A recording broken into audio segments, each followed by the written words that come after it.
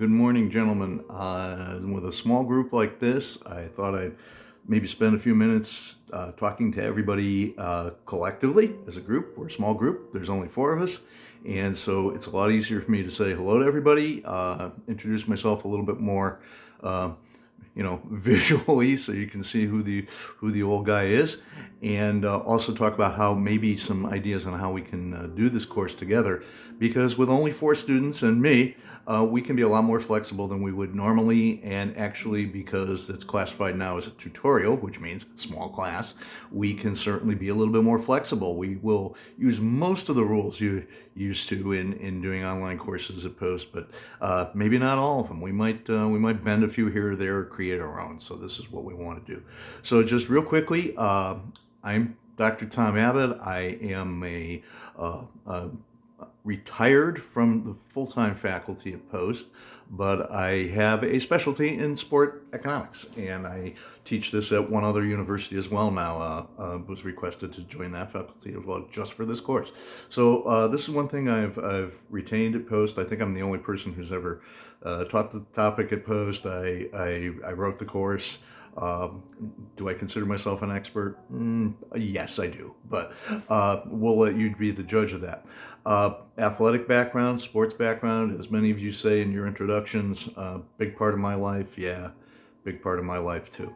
I was, as you can see right here, I was a tennis coach at Post for 12 years. Retired from that as well. So I've got coaching experience at the college level. I've worked with the administration on athletics and athletic policy. Even my doctoral dissertation was about college sports. So the college sports is a real specialized interest within my specialized interest for me.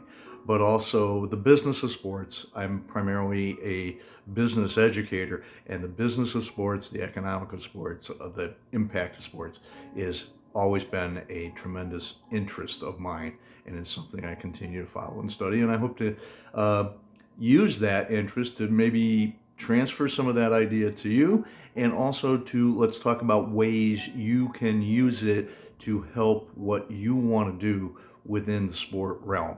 So the thing I really want to make sure that we understand going in, though, is this is a business course. This is a economics course more than it's a sport course. We're just using sport as the vehicle to get into these topics. But that being said, we can find some innovative and interesting ways to do it. The other reminder I put in, Post is one of the few schools where the sport management program is actually in the business school. And I think that's where it should be, because look at the title, sport management. That's what we're all about. Okay, big topics we're going to cover are some major conceptions about college sports, about pro sports, about amateur sports. I like to view this as being kind of an opportunity to be sort of a myth buster, because unfortunately what I think we're going to find, and hopefully you'll find even maybe a little bit more revealing, because I've already been through this a lot of the things that we read in the sports pages and see on the news and hear on ESPN radio and things like that, those are not real economic analyses of the business issues. And therefore, what I hope to do, as I said, be a little bit of a myth buster. We're going to look at some ideas about how the business of sports works. We're going to look at where the money comes from and where it goes, how it's generated, and how we generate value, and how it's different from other businesses and other economic ideas. So this is important. Keep an open mind about it. Don't throw away what you've read on the sport page, but don't take it as gospel, because a lot of it is semi-informed. That's my term I'll use. It's semi-informed. So the one thing I really ask you to do, and this is going to be hard to do, it is hard for me to do it, is as we go into some of these discussions, I often say we often come into these discussions with a hat on that says sports fan and sports fanatic, right? Got to take that hat off. Okay, got to take the fan hat off and put on the hat that says analyst, business person, economist, right? Academic almost. Get out of that. Try to keep that passionate feeling we have about our team, our sport, things like that. Keep that out of it as much as we can. It's going to be hard. It's hard for me. I've been teaching this course for 15 years. It's hard for me to do that because I am a self-avowed sports nut. Okay, that's how I do it.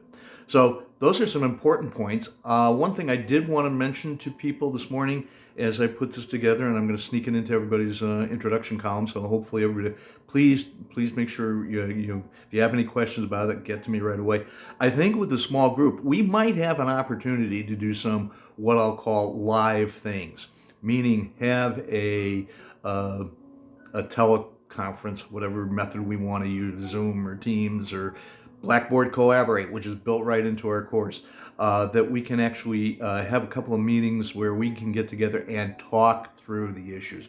Because sometimes it's easier if we just have a group conversation with it. And with 5 people, I think we can do that in a very, very effective way, and a very, very interesting and informal, but more effective way than we might using normal online asynchronous processes. That means we're going to have to come to an agreement on a time or that we can all get together. I know everybody's got a different schedule and different time pressures on it. I'm pretty flexible, but I realize everybody else has got a life to live too. So maybe it won't be every week, maybe be every other week, maybe just as needed, but please keep that in mind. And if you have some ideas on anything except a Wednesday night, and I suppose we'd all like to be a little bit recreational and say Friday night's off the table, but on a Monday, Tuesday, or Thursday evening, is there a time we might find all of us where we can schedule a few of these talks? I think it would be really helpful to everybody. It would be interesting. I think it would make it more interesting and more effective for all of us. So all that being said, thanks for participating in this course. Thanks for the introductions I've gotten so far. Thanks for just being eager to get into this, because this is literally a fun topic disguised as business, and we wanted to keep it that way. Okay? My contact information is all in the course. Please, if you got any questions at any time about it, get in touch with me. I am really looking forward to working with this group, and I think we can accomplish a lot. Okay? Thank you, gentlemen.